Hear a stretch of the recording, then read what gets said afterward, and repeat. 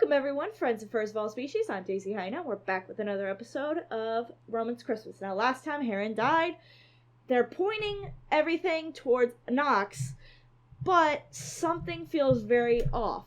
I'm not 100% sold. I think it was someone, because the issue is that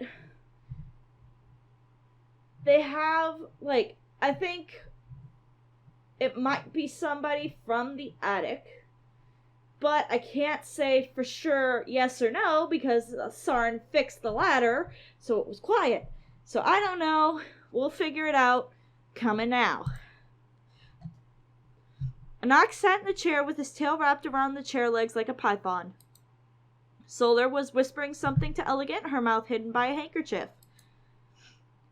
Tharvey stood by the counter staring at the rag in Sarn's hand. Let's go through this. Was Heron's death murder or accidental? I don't think anyone here murdered him. So you believe this was an accident? No, I believed he was killed by a ghost. An old friend of mine told me that if someone dies with strong resentment, they would linger in this world as a spirit until they get what they want. Since Vincent failed to kill Heron while he was still alive, his ghost returned to take vengeance. Let's make something clear. We usually don't take ghosts into consideration if we still have living people as suspects. If you need us to choose someone to question, then I choose Anox. Bye! According to the autopsy, Heron was poisoned with a large dose of belladonna. In high doses, belladonna poison causes pupil dilation and asphyxiation, but in small doses it makes bards meet their muses in happy dreams where they are blessed with inspiration. But... And you do have a half-full bottle of belladonna potion with you, right? I drank it myself! Can you prove it? Wow, even Solar's getting in on it. Girl power. Aye. But Aaron is a priest. He wouldn't drink so much if he's on a mission, right? Are you sure? Almost everyone here knows that Heron would never refuse the chance to have a drink. Please, don't speak ill of the dead. It's fact. Sorry, but we really don't have room for niceties here. Maybe I was wrong. Maybe Vincel's ghost did kill Heron. What? I didn't expect you to say that, Doctor. Anyway, let's figure out who had the chance to kill Heron last night. We got two suspects this time. Anox. One of them is Anox. He went upstairs after me. It is possible. And another one is... Solar, because she was, with them. One of them is Solar.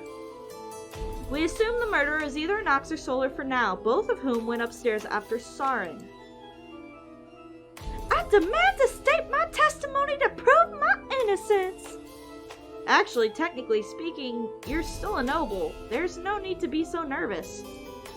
That's right, but I won't admit to something I didn't do.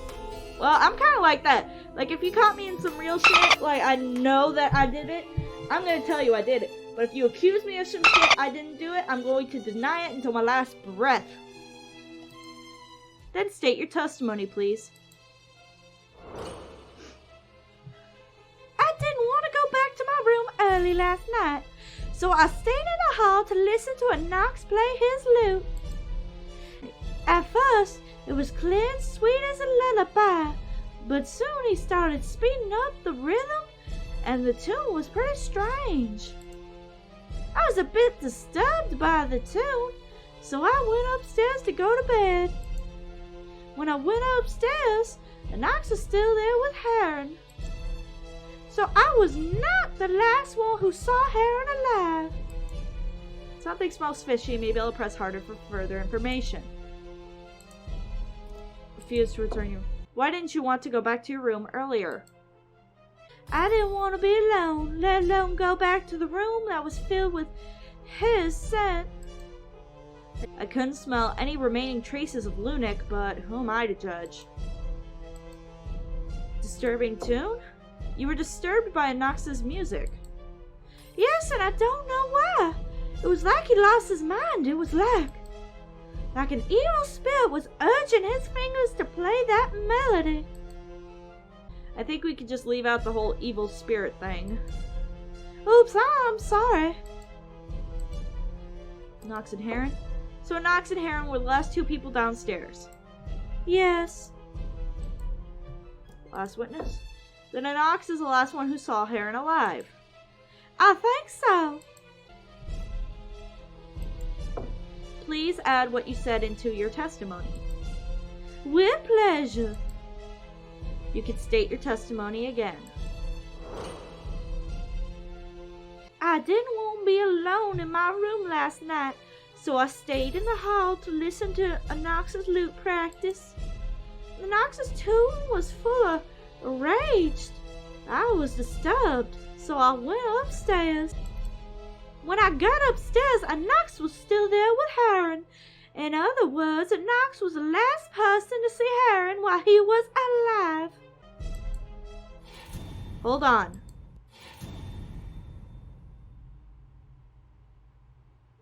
What? Your testimony obviously implicates Anox. You basically just told us Anox is guilty in a roundabout way. It makes me curious. If you're so certain that Anox is guilty, why do you say this? Solar's testimony makes Anox look suspicious, but her thought earlier was, but didn't you think a ghost killed him? Solar said that Vincel's ghost killed Heron last night. But now her testimony makes Anox look like the most suspicious one.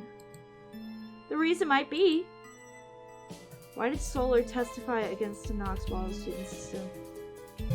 To cover up for herself. Or did you want to blame the ghost for your murder, then target to Anox when you fail? None of that! I just want Anox to prove my innocence. If Anox confirms your statement, then you're innocent. But it also turns him into the only suspect. I guess it's my turn now. Yes, please state your testimony. Last night, I played my lute for a while, till I got tired and went back to my room. Heron was still alive then. I've used up that half bottle of belladonna juice, and it was definitely not suitable for poisoning. Also, there's a wound on the back of Heron's head, isn't there? I don't have a proper weapon that can leave such a wound. Regardless, I didn't poison Heron, and I have no reason to do so. Something smells fishy. What you last saw. What was Heron doing when you went back to your room? Was he drunk? He was praying while counting the beads on his rosary, and he wasn't drunk. Where's the belladonna? Could you explain where the rest of the belladonna went? I've used that bottle of belladonna juice a dozen times. Each time I dropped 1 or 2 drops into my cider and drank it. It's really very expensive, and I'm not so wasteful as to use half the bottle to poison someone. But there's one piece of evidence that contradicts your statement. Which evidence? The autopsy. No matter what you said, the way Heron died is certain. He was poisoned with belladonna. And in the entire tavern, you're the only one with belladonna potion. But what about the wound? Don't worry, we're getting to that. What should I ask?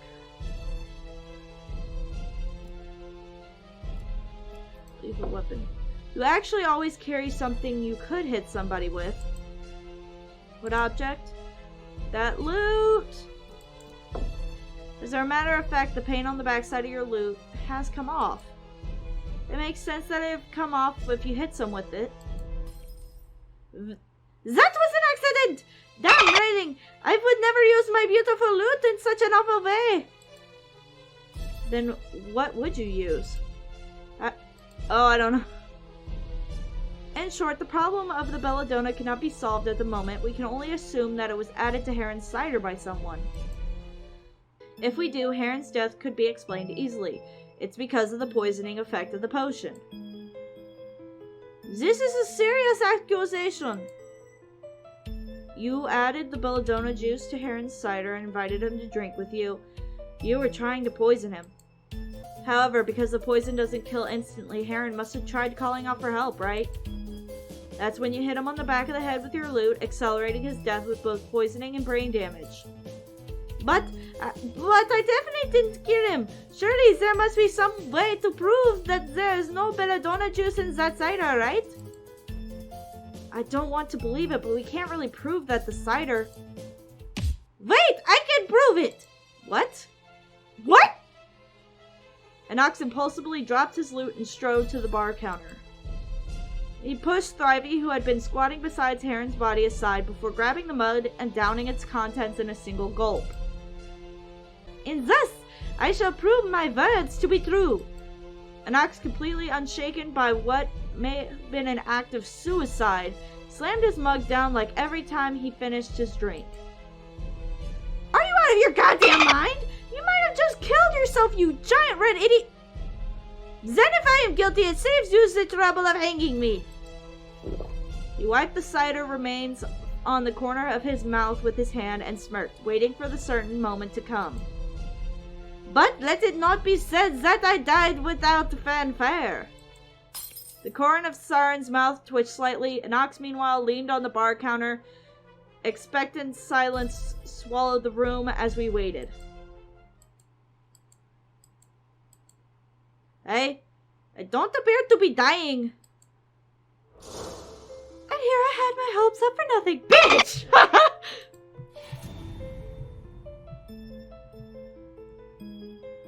What? I meant your innocence has not yet been proven. What? I just drank a whole glass of that stupid poison cider. Did you drink the rest of the cider as well? Aside from that, there is one possible explanation. Remember how you survived from the ladder below? The ladder on the second floor would have killed anyone else? It clearly shows that dragons are harder to get fatally injured. It may be possible that you accurately formulated a dose of belladonna juice that would be fatal to Heron, but not you. We're talking about Anox, okay? As soon as you get formulated in there, it is not him. That's nonsense! If half of my bottle of belladonna juice is in that cider, that would have been 10 times the regular dose I use for myself. I don't even feel dizzy. And I know very well that I am not missing any more than half of the bottle. Strange, the autopsy shows that Heron died from poisoning. How did Heron die from poisoning even though there's no belladonna juice in his cider? The ghost killed him? No. Autopsy went wrong. I guess if Anox is proven there's no poison in the cider and there's no other way to poison Heron with it, I should reconsider the facts. Doctor, don't take this as a critique of your professional skills, but can you be 100% sure that Heron died from poisoning? Well, because right now it seems like the real cause. What's the real reason for Heron's death? Other poison, knock in the head. A ghost did it! Ghost, knock in the head. Wasn't poison at all. It's more like Heron died from blunt injury to the back of his head. So it wasn't poison? Then the autopsy must have been mistaken. And you had the nerve to suspect me! Does our bond of roommates mean nothing to you, Travy? Wait, please! I didn't mean any of this! I don't want to testify! Fine by me. I may have made a mistake in the autopsy report. However, the how of Heron's death doesn't make a difference in this case. And the time of Heron's death hadn't changed either. In a brief, I believe that Heron was killed by Vince's ghost. Bitch! Something smells fishy. Doesn't matter. Why would you believe that the cause of death doesn't affect the final result? Because no matter how, it's caused by a ghost. Okay. Time of death? Time of death? 8 hours ago, an hour before Siren went upstairs. An hour before Siren went upstairs? Huh? He was dead before Siren went upstairs? Ghost killed him? What makes you think so? I think that's the truth this whole time.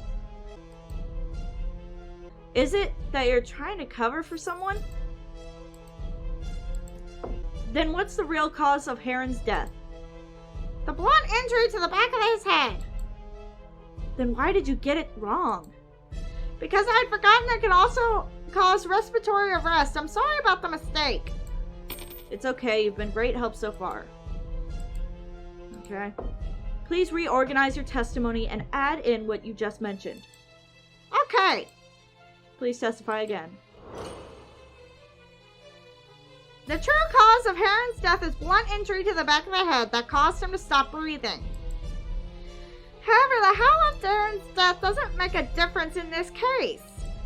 The time of death is 8 hours ago, I'm sure of it. In brief, I believe that Heron was killed by Vincel's ghost. Thrivey, I know you don't believe one of us is the murderer, and you want to cover up for him. But you still have to try harder to trick me. What are you trying to say? I'm pretty sure falsifying an autopsy and lying during testimony violates your professional ethics. I think you know who the murderer is. Why not just tell us? I lied in my testimony because I don't want to see anyone else die. It was just a slip of the tongue when I said that the cause of death doesn't matter. The time of death was 8 hours ago, that's for sure. I didn't expect anyone here to have belladonna juice of all the blasted luck. Hey!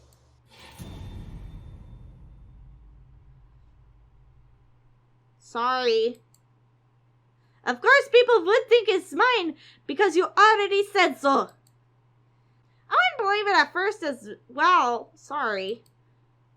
But I really didn't kill him. Wait, I believe something is wrong. Like what? What would Anox do if he really was the murderer? Yeah, it would pin on Vincel's ghost. Everybody else seems to. He'll try to persuade people that Vincel's ghost attacked Heron. Right. And there were two people who have done this. Oh, Thrivey and one of them is Thrivey. He might have said that. Is there anyone else? Solar. One of them is Solar. Both Solar and Thrivey have mentioned that. However, Anox never talked about a ghost. If Anox was the murderer and opened the window in Vincel's room trying to convince us that his ghost came back for revenge. But then he never said a thing about a ghost. Doesn't that seem strange? Now it seems Thrivey is more suspicious. First, changing the results of the autopsy, then mentioning the ghost. And I have yet to figure out why you emphasize the times of death so many times. The time of death. The time of death is 8 hours ago, that's for sure.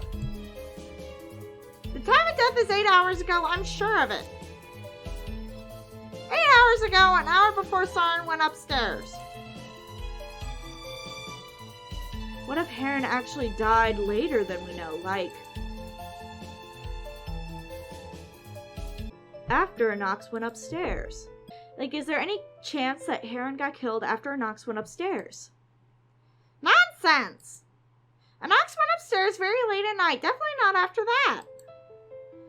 How did you? I could hear you climbing into the attic. You're not exactly graceful. I thought I was quiet. When you went upstairs, did you see Thrivey in his bed? Of course. I need more details. I went back to the attic about 1 o'clock at night. Everyone was sleeping, so I climbed up the ladder quietly. After I climbed the ladder, I saw Srivy and Sarin laying in their beds. The candle in the attic had gone out, so I felt my way back to my bed and fell asleep. I was completely silent. How was Heron doing when you went upstairs? I told you he was playing and wasn't drunk. Were they both on a bed? Yes. But you said it was pretty dark. Both of their quilts were pumped up and I could hear Sarin snoring. Well, so you didn't make any sound. Except for when I climbed into the bed. I think I creaked a bit. But wasn't there a heavy indent? Please reorganize your testimony and add in what you just mentioned. Alright. Please testify again. I went back to the attic about 1 o'clock at night and was counting beads on his rosary, and he wasn't drunk. Everybody was asleep, so I climbed the ladder quietly. It was pretty dark in the attic. I saw both Srivy and Sarin lying on their beds, and their quilts were pumped up. I was sneaky the whole time, trying not to disturb anyone, except for a creak when I climbed on the bed. Wait, that's it!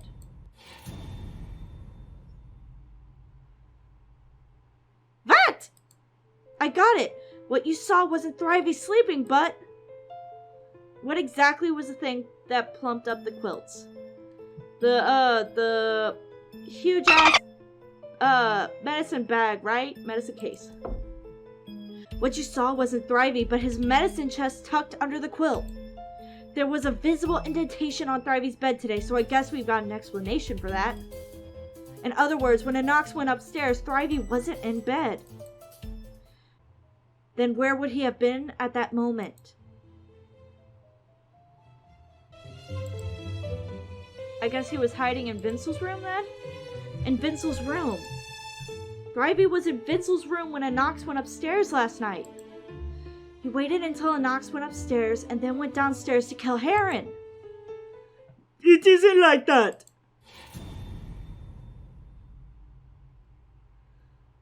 I've checked every door locked before I went to sleep, even the rooms that were empty. I can make sure that Vincel's room was locked. I doubt that. What? He has the key with, him in the attic, so he would have perfect access. Now it seems like your testimony has flaws. When I went upstairs last night, there was still some people downstairs. Then I pushed every door on the second floor, making sure they were locked properly, and went to sleep after that. What is the flaw in Sarin's testimony?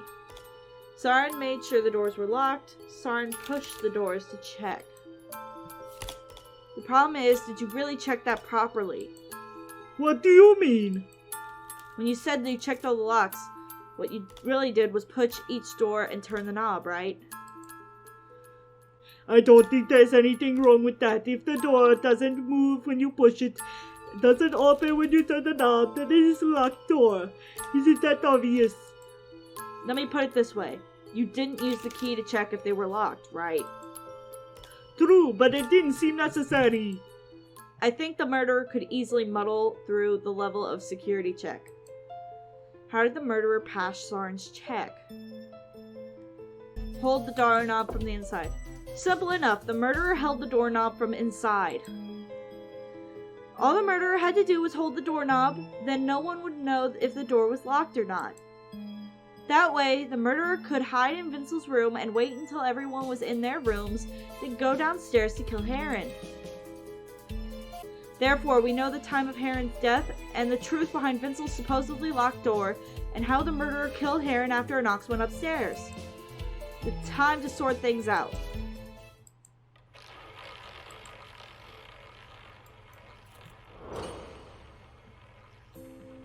The weapon which killed Heron is... What is the weapon?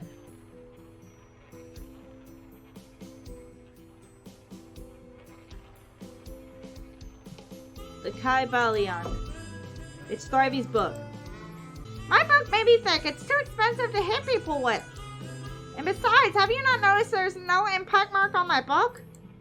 True, a book can't be that lethal, but if you add another thing to it, then you could use it as a weapon without leaving any marks on it. What turned the book into the weapon? Rope, knife, cider, love and trust, roll it up. Cider, because of the thing that happened earlier. The trick is the cider you spilt on your book. The book was totally soaked by the cider, right? Both pages and cover. Usually a soaked book would be harmless, but the weather was the key ingredient.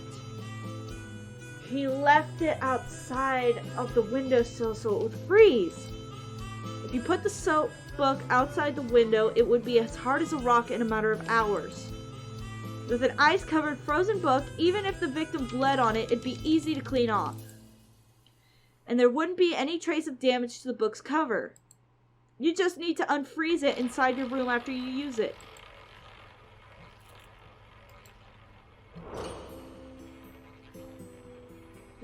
Here's how things played out. Okay, so the suspect knocked over the cup and soaked the book. Then the suspect opened the door to Vincel's room. The suspect put the book outside Vincel's room. Then the suspect held the door out tightly. The suspect went downstairs to kill Heron with the book. This is the sequence of events.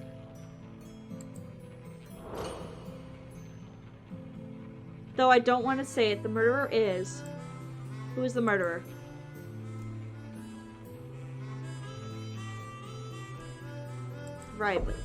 Thrivey murdered Heron. You know my height, right? Besides, why would I kill him? Your height won't affect your plan. And next, I will talk about the motive.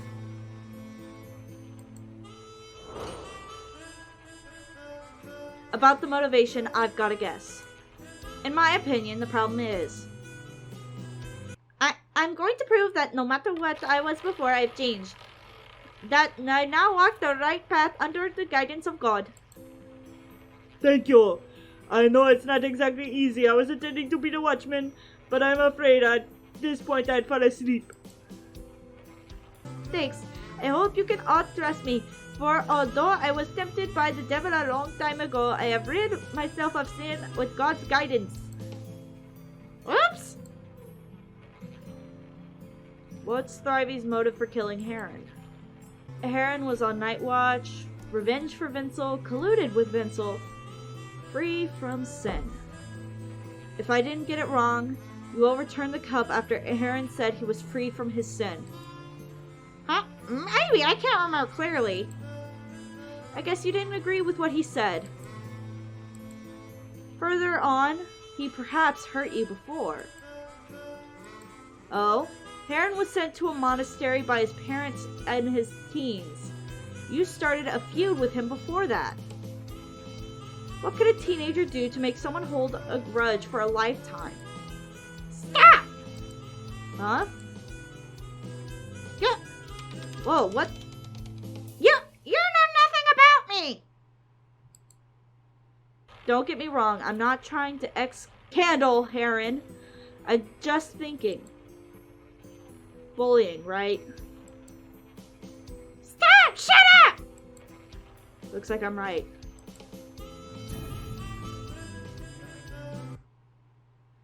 So to summarize, Heron volunteered to be the night watcher last night, claiming to have moved from his sinful history. Maybe you'd forgotten about him, or forgive him, but his announcement probably made you furious.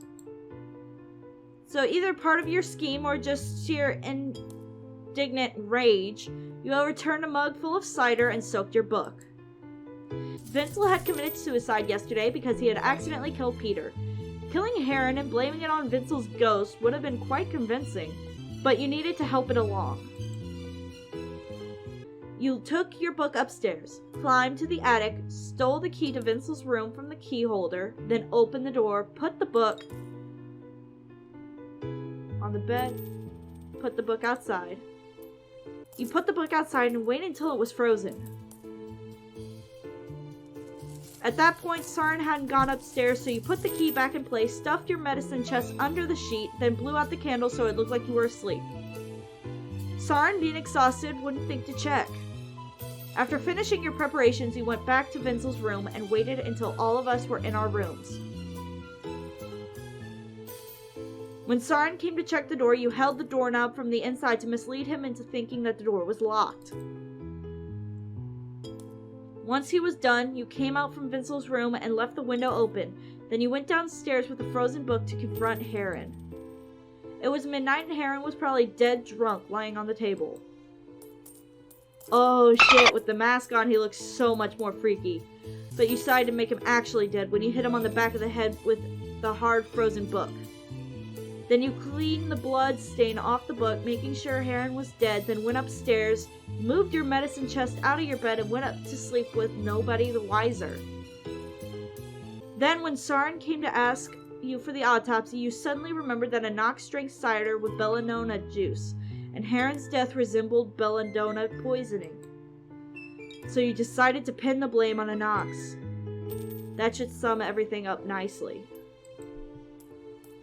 I couldn't even make the slightest guess about what Heron did to make you hate him so much. But while I can understand how much you wanted revenge... But still, first do no harm, right? I don't want to say that, but yeah. That's fine. I've accomplished what I wanted to do.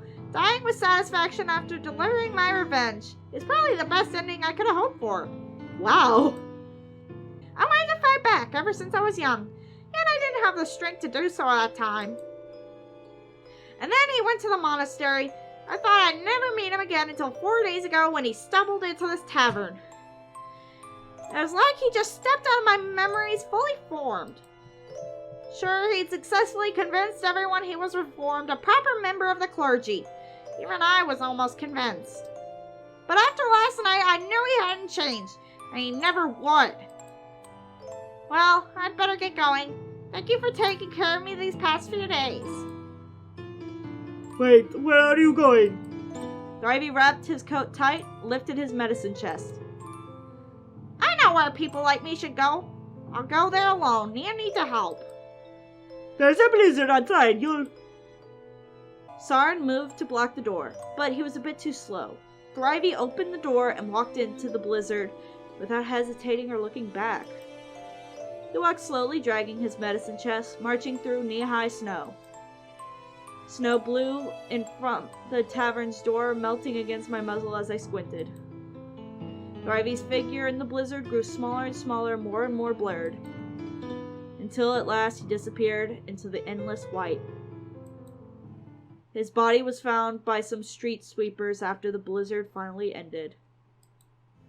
He had collapsed from hypothermia, his frostbitten paws tightly clutching the belt of his medicine chest, his fluffy white fur coated with a thick layer of snow.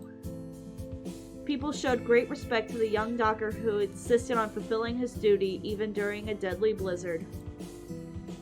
I've heard that the Rymph Diocese is raising funds to build a bronze statue in his honor.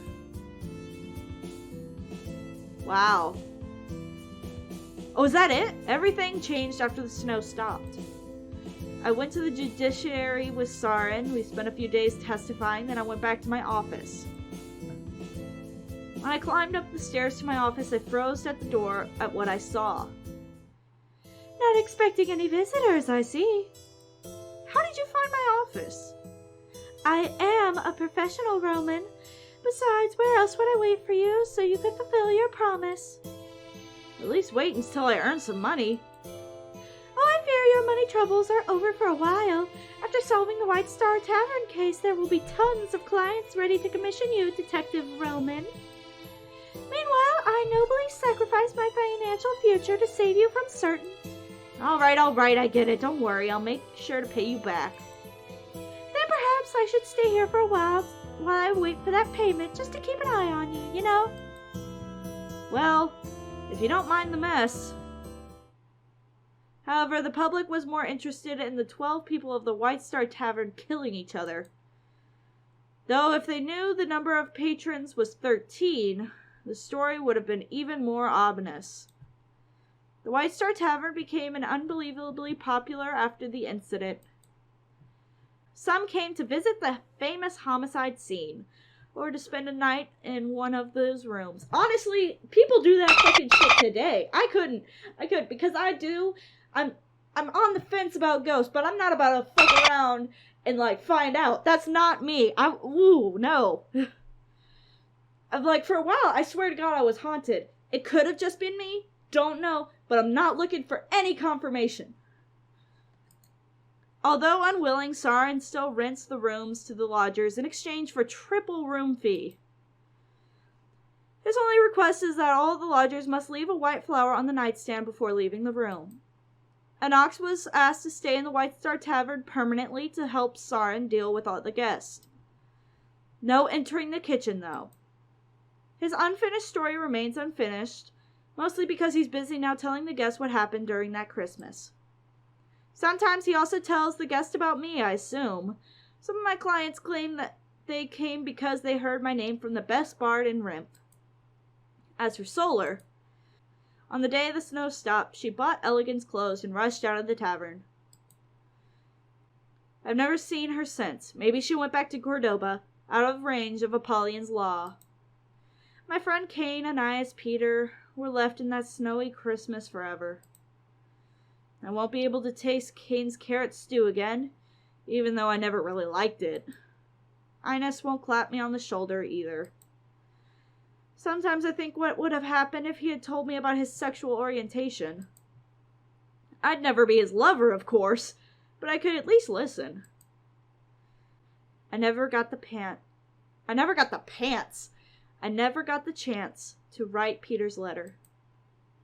But even if I did, I wouldn't send it to Hella. If she had seen the letter, would she shed a tear for Peter? Although I have to admit that since that incident, my detective agency has become quite famous. With so many cases, I got too busy to sleep, even with Helligan's help. But I still wish I could have prevented that incident from the start. If only I could go back to that tavern, back to that Christmas Eve. Maybe, just maybe, I could have saved them. Even if that means I will remain a nobody. Unfortunately, time can't be reversed. Time to get up. Oh my gosh! It's over? Well, I'm totally gonna let the credits roll. I am so sorry I can't read any of your names. I'm so sorry. But, oh my god, I love this. Okay, so my thoughts. One, I really did enjoy the story. I can see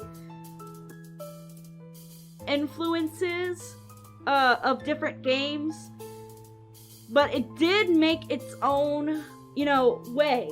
It didn't just copy a whole bunch of shit and just put it all together and say, hey, we got a new one. It stands in its own right. I can feel that maybe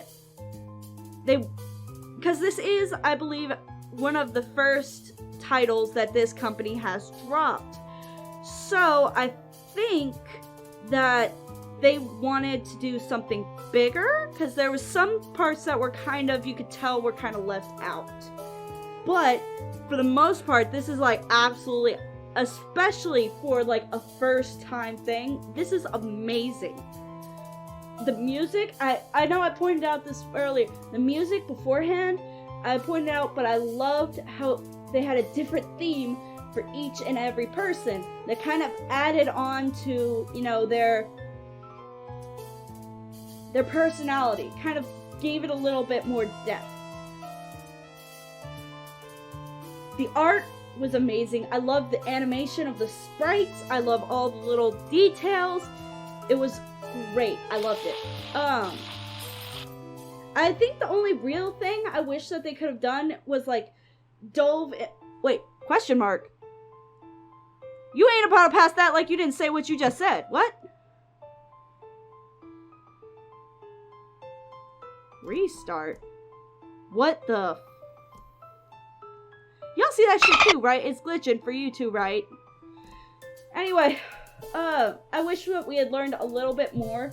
Like, we had a little bit more time to talk to each of these characters, to, like, really delve into who they were. But all in all, I love this game. I do. I love it. And I know that this company is making other titles, at least from what I see on Steam. They could have a lot more than that, and I just not know, because, like, I only ever play games that are available on Steam. That could just be me, okay? I could just be stupid, I could just not be seeing it, but either way, I love this. Nice art, nice story. It had a whole bunch of nice little details and different things about it. Hate that hyena. Okay? I'm not sure if anybody who made this game is watching. If you have another hyena in any game, please make them not suck. Man, I can't. Lion King did hyenas dirty. Roman's Christmas did hyenas dirty. I can't keep having people shitting on hyenas. Anyway, I really do enjoy this game. Man. I might do the restart. I'm not sure what this is about, but I will definitely look into it. Anyway, if you like what you see, please be sure to leave a like and subscribe so you can see my content in the future. Also, while you're here, if you have any game suggestions or you just want to say hi, leave it down in the comment section below. I'm DC Hyena. Catch you all in the next vid.